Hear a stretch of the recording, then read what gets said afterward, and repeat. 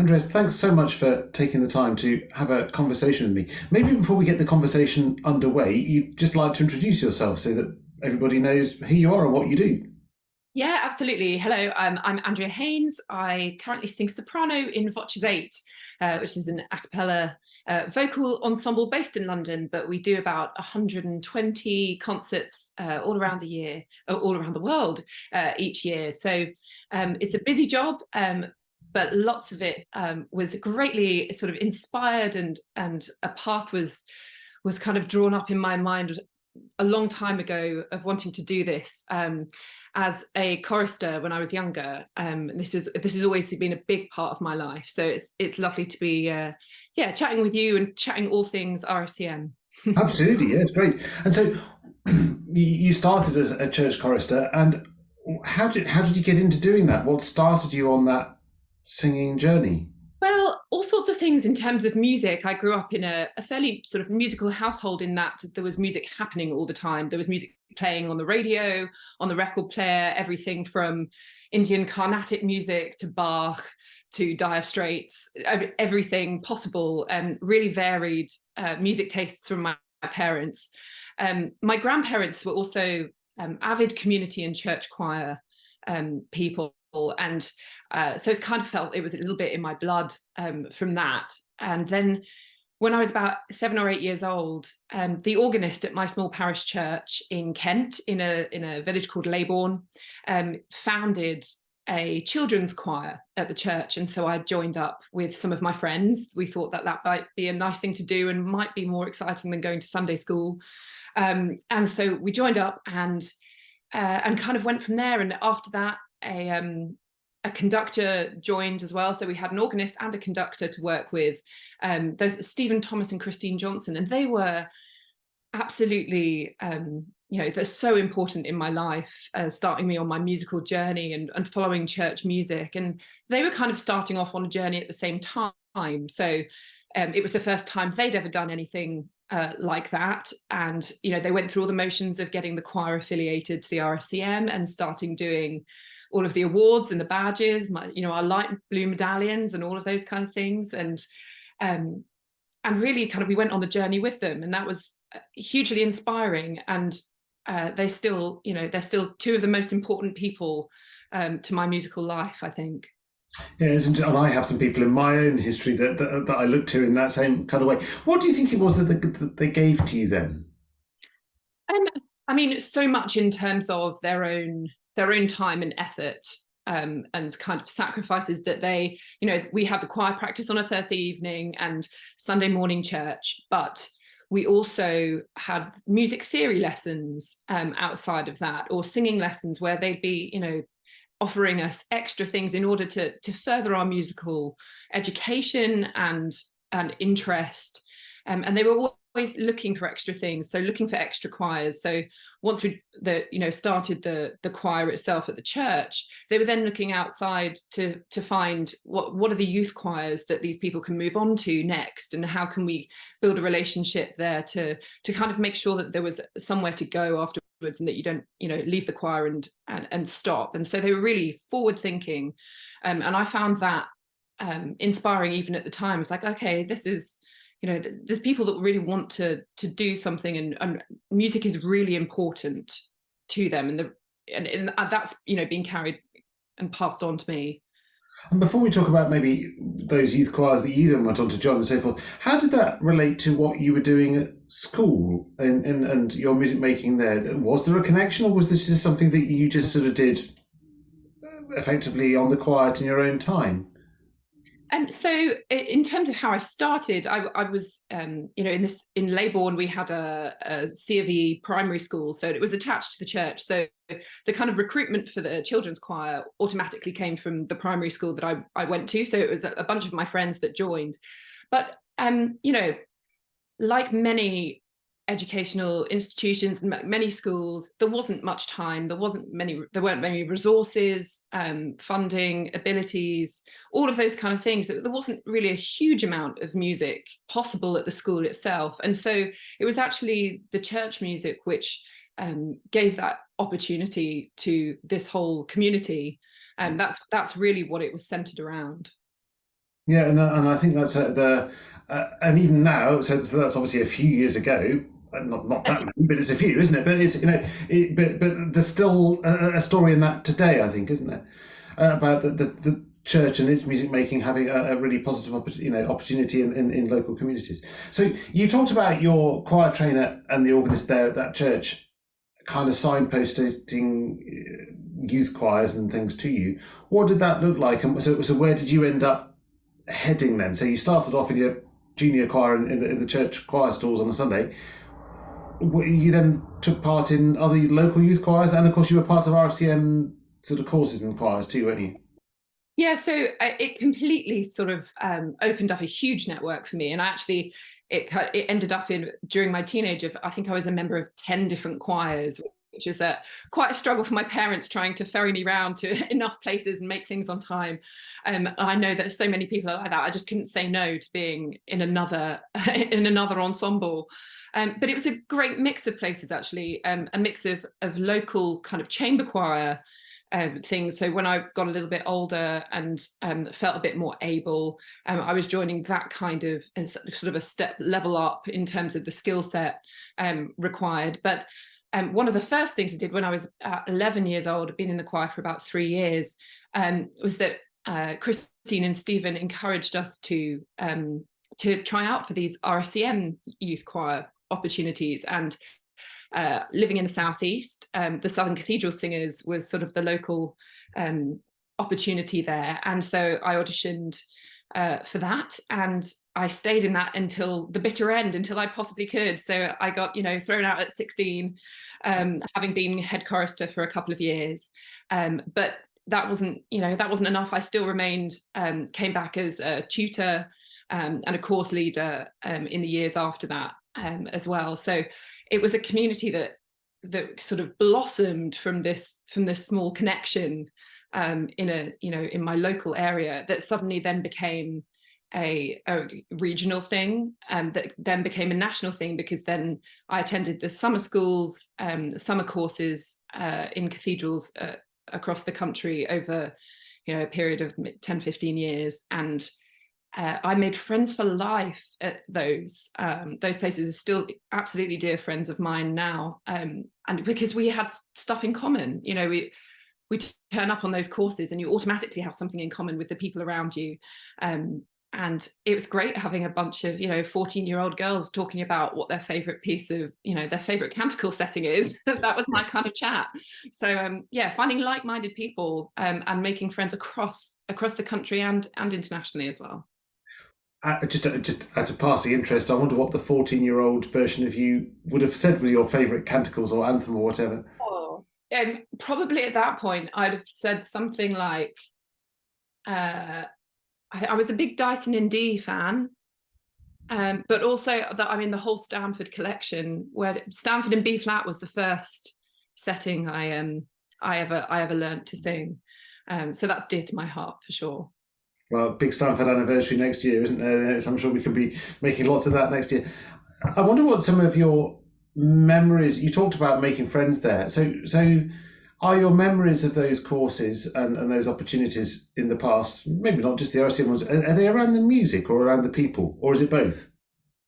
Definitely both. I have memories certainly of sort of waypoints in my musical life that happened there. For example, like learning my first canticle setting for my first ever evensong in a cathedral. The first time I ever got to sing a full sung mass, we didn't do that in my small parish church. And the first thing I sang was the Missa Solennelle by Vierne in Chichester Cathedral. And it was just, that was mind blowing to me, that whole setting, the incredible, feeling and emotion that sort of inspired in me at the time. I remember being sort of completely awestruck by the music itself, as well as the setting of those glorious buildings. I was also given an opportunity to conduct when I was about 15 or 16. When I was head chorister of the Southern Cathedral Singers, John Wardle was running our course, and I'd been rehearsing a piece with the girls, like helping with the rehearsal process. And John just asked me, he was like, well, would you like to actually conduct it in the cathedral in evensong tonight?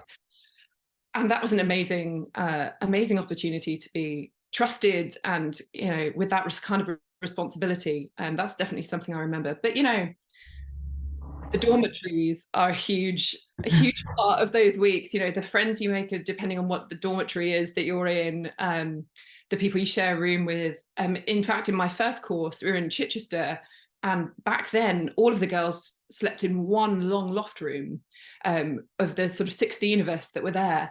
And the bedtime stories and ghost stories that we used to sort of speak into the room into the dark, trying not to wake up the course tutors and the people who would come and tell us to put our phones away and shush and go to sleep.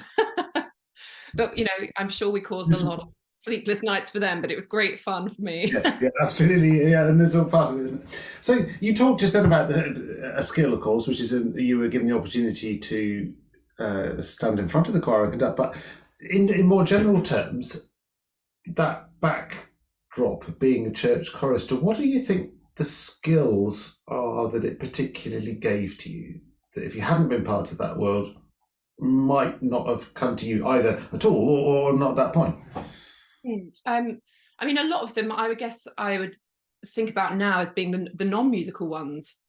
So, I mean, obviously you learn your musicianship in various ways, but things like teamwork and empathy, discipline, the discipline to have a work ethic and to work out what you enjoy, but also be able to deliver something that maybe wasn't your favorite thing to do. Maybe it's not your favorite piece of music and you found it really hard, but you still needed to deliver. And that kind of responsibility, I think, was really really important for learning at such a sort of important age, in that early teenage in particular.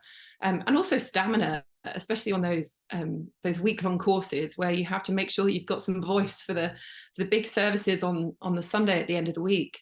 Actually really learning to know where your limits are, in terms of how much you're sort of socializing and talking and energy, that kind of thing. Stamina has been a big one, and that's hugely relevant to my life now on the road. Yes, indeed. Well, maybe we can come back to your life on the road in a moment. But so you've now, from your adult perspective, looking back at the younger you and thinking, oh, look, those are all the things I learned. Do you think you had any sense of you were learning that at the time, or is it just it's life and you kind of look back now and go, oh, yeah, I got that from it? I certainly have a heightened sense of that now, but I think I was aware even at the time that I was making friends who were different to my friends in school. I had different kinds of connections with them. I tended to be family friends as well. So my parents actually gained a whole network of friends that they kept in contact with all of these years, through chorister parents, etc. That kind of thing. But yeah, I mean, I was very aware at the time that I was doing something that was really quite special, and that not everybody not everybody did this, and that was a really precious thing to try and hold on to. Now, you talked about just thinking about you get your life on the road, and you've developed things, and you developed all those skills that sort of the sort of wraparound skills, other than just the ability to sing beautifully. How do you? Does it have any relevance to your life now? What are the things that you go, oh, well, I'm grateful I had that because it helps me now? Oh gosh, I mean, probably all of it. I mean, in particular, the empathy part, learning those skills, because I'm working with young singers, young choristers, a lot in our education work, and having been there myself, I know how they're feeling. I know that when I go and maybe teach as a guest tutor on a course, I know how it feels on a Thursday of a week like that. I can really empathize that if people aren't feeling their best, or a bit low in their voices and all of that kind of thing. It really gives me a sense of I've been there. I know how this is and what the expectations of that kind of thing are.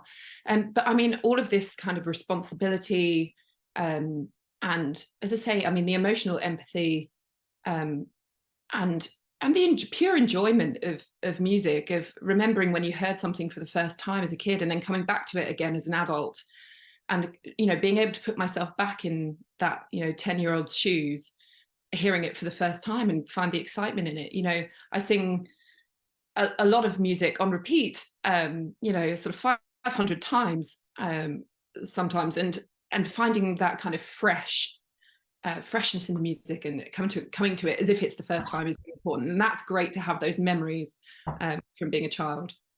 And talking then about, obviously in your professional life now, you must do a lot of repetition because, of course, everybody wants you to hear the thing that they love hearing the recording of and all that sort of thing. So, and you've also talked about the people that inspired you when you were young. Who are the people that kind of, or what are the things that inspire you now? And what's the music that gives you the inspiration that you go, oh yeah, I'm so pleased that I get to do that? I mean, for me, it's the variety. So, role models, of course, I have sort of singing role models and people like, Emma Kirkby and Carolyn Sampson and things like that. But also, the music itself is so inspiring. And I'm a very lucky position now to be in a group which regularly commissions new music. And it's awesome to be part of a community that is actively still trying to grow. It's certainly not, all singing old music or music by people who aren't around anymore. It's a completely active industry. And I consider myself incredibly lucky to be able to, premiere certain works, to sing such a variety of music. I get to sing everything from classical choral Hildegard chant to jazz and folk music. And I love the folk music in particular, actually, because I think I have that in my ears from a very young age, and singing folk tunes and arrangements like that is one of my favorite things. And of course, folk, you're obviously a very, very strong communicator, and folk music allows you that sense of story, doesn't it? As part of it, that there's a sort of a backdrop behind it because of the nature of the text that you're often sharing.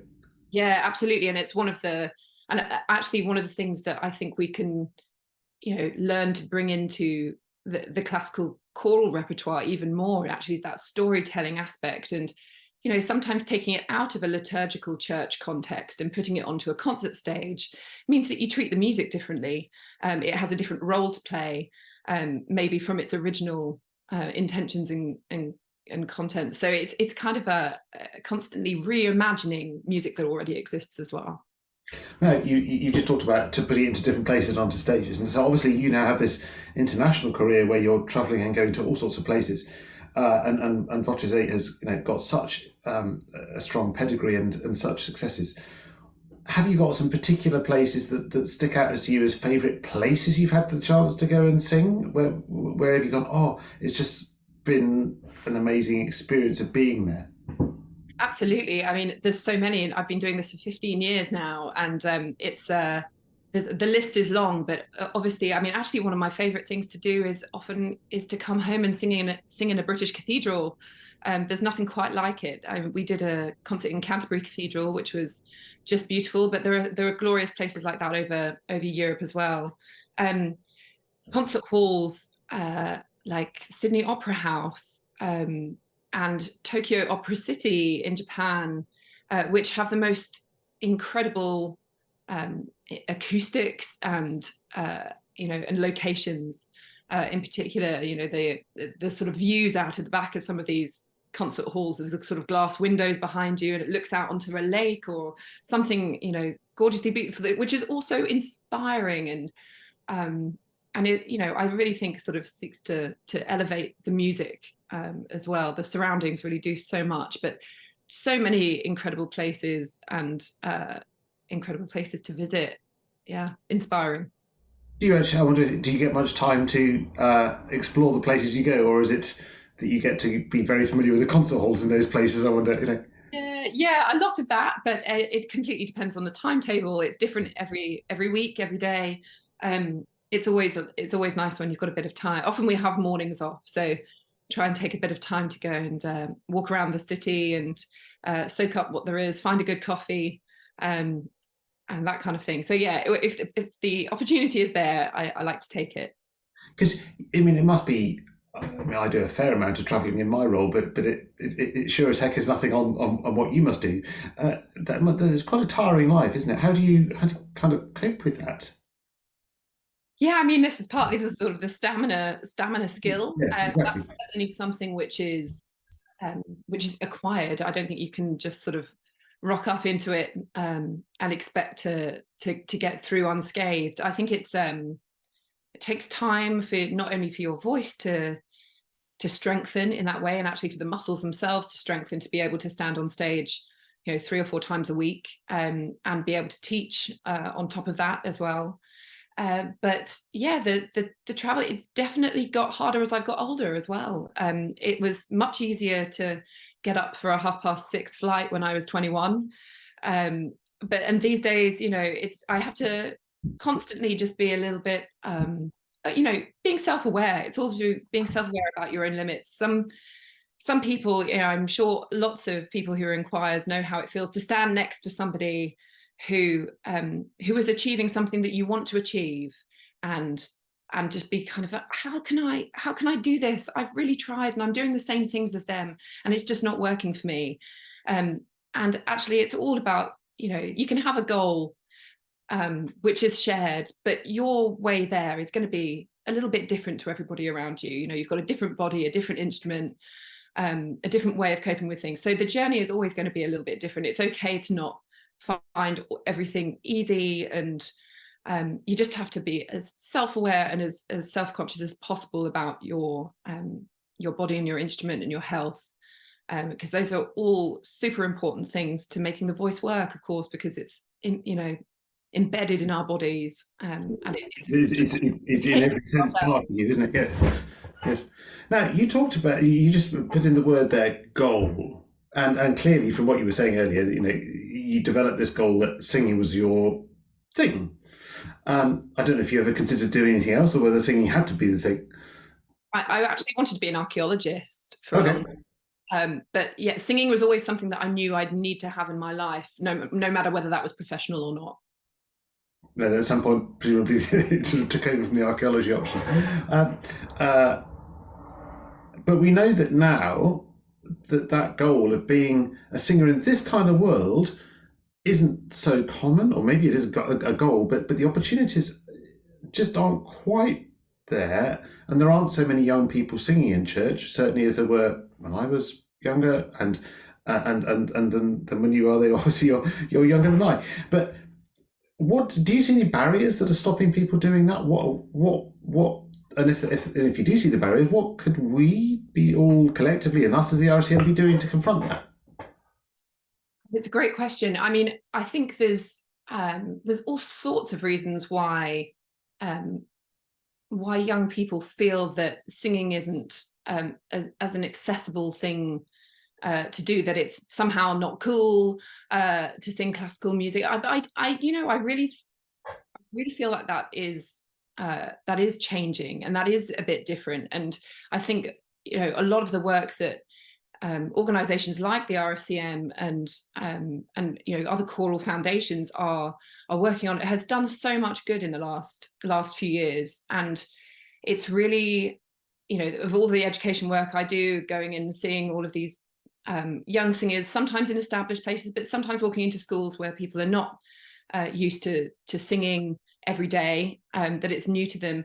I think getting people into it when they're young, before we create all of these preconceptions about what it means to be a classical musician, or these things that come with that, those expectations that society's put on it. I think it's getting them while they're young, because music just speaks to young humans. They don't have any ideas of interruptions, people telling them, oh, it's not cool to do this, or I don't want to sing that kind of music, and you should only be singing this or be doing this. And I think there's just starting young and always having this pathway, so there's not an opportunity, you don't automatically stop when you get too old for a choir. There's always something else that you can go on to next. Like creating that through thought and that through path is really important. And sometimes that can be difficult, and can be lacking, particularly with the opportunities that we do or don't have through our education system. You can follow music all the way up to university and study at university, and then it's sometimes very difficult to bridge the gap between study and a professional. Yes, a lot. So actually things like the scholarship systems that we often have, young development programs, I think are some of the most important work that we do of bridging that gap. Do you feel, because you just talked about some of the work that you do going and being essentially an ambassador and a teacher by going, with your VOCES Foundation and other things as you, but do you feel then, is that a responsibility that because you are a role model, and so you said, things have changed over, and it's partly due to groups like VOCES8 that have done this brilliant sharing of all sorts of music sung so beautifully. Do you feel the pressure of being that kind of role model, or is it something that you think, oh, brilliant, I've got the chance to be that role model? Yeah, I mean, both of those things, the pressure of responsibility, for sure. But I think there's so much to be got out of showing, being in front of people and really showing them what being a professional choral musician means. And if that's something that interests them, it can mean anything from singing classical church music to singing a cappella jazz arrangements to singing all these different genres of music are completely open, and you're using the same skills as you might have learned, like I've learned in my church choir when I was very young, but the opportunities and expanse that gives is not limited. It's definitely not limited to a certain genre of music, and often I think one of the best ways in is the pure variety that I get to sing in the group. I can put we put a piece of Bach right next to a piece of Nat King Cole, and even if you don't explain it subconsciously, people can draw the lines between, okay, well, this actually isn't so different in a lot of ways, and there are certainly sort of harmonic and all sorts of like ties between these kinds of music, and you wouldn't have one without the other. You must have some interesting conversations about programming and presentation of all of those things. You've got such an enormous number of things that you could choose from, haven't you? If you were in the position now that you could wave a magic wand and change that landscape of opportunity for young people, let's focus on young people, because International Chorister Day is partly about encouraging people to just step into this world. But if you were able to wave a magic wand and change the landscape from how it is now, or how we perceive it is now, to something different, what would you change? I mean, it's a journey, isn't it? I think I would, it has to happen somewhere in the sort of the grassroots of the resources that we provide to an education system or communities to provide music. And I would just, oh my gosh, if I could, I'd put a community choir in every small village, just to open that door, not because everybody who joins should want to become a professional musician, but because of everything that singing in a choir can give you. That sense of community, that sense of belonging, the expression, but yeah, I mean, the ability to express oneself. It's just, music is, it's there because it does something that nothing else can. It does more than saying words. It does more than explaining something to somebody or representing something. It goes to another world, and I think everybody should have the opportunity to experience that. So, and that sort of just leads me to my last question. But before I do, I'm just going to ask you if I'm just and you've articulated that beautifully. Do you have a piece or style of music that you go back to as your absolute favourite, that if you got rid of everything else, I guess it's like the Desert Island Disc thing, isn't it? What would you say from the waves? Either as a performer or listener, is there a piece that you just wish, oh, everybody should listen to this or hear it, or maybe you don't wish they do because it's yours, so you want to hang on to it, but is there a piece that's particularly special to you? Certainly in the style, like I've found myself in the last few years really coming back, I've mentioned folk music a lot, coming to small harmony groups, people like, there's a group called the Staves, there's also a group in America called the Wailin' Jennies, there's also a band called First Aid Kit who use really tight harmonies in their vocal lines, and it's mostly in a folk genre, so you get that storytelling aspect, which is often so comforting and often telling describing a metaphor or something that is always relevant to you in some way. And I've found that incredibly comforting. That's the kind of the ground zeroing kind of place for me. And a lot of that, I think, harks back to the fact that a lot of those pieces sound quite hymnal. And I think, you know, having that kind of structure in the music is something that I find comforting from my harking back to childhood. And just on that word childhood, to finish, as it were, if you could just say something that would encourage young people, a young person, to kind of step their toe in the water and dip their toe in the water, I should say, and step into this world of sort of choral music and however you define it, classical music, and maybe to go on and join the church choir as you did, as the 8-year-old you, or whatever age you started at, what would you be saying in just a kind of effectively a single sentence? I guess I would say that, you know, do it, because not only is the music inspiring and glorious, it can also be something different if you want it to be. You know, you have the power to create and innovate if something doesn't exist that already that you want out of it. And the fact, you know, not only is it the music, but you are gaining so much from the community and expression opportunities that it gives to a young person. Well, sounds to me a pretty good incentivization for people to join. Thank you for providing that, and thank you for your time talking about your own experiences, because it's great to hear them, and for being such a positive ambassador for the world of it, because clearly it gives an awful lot to you and to all of us who enjoy listening to you sing in all sorts of contexts. I've got the lucky opportunity of saying live and direct to you, thank you. So thanks for your time today. We really appreciate it very much. Great pleasure. RSCM has been and will always be an important part of my life. Thanks. It's lovely talking to you, Andrea. Thank you.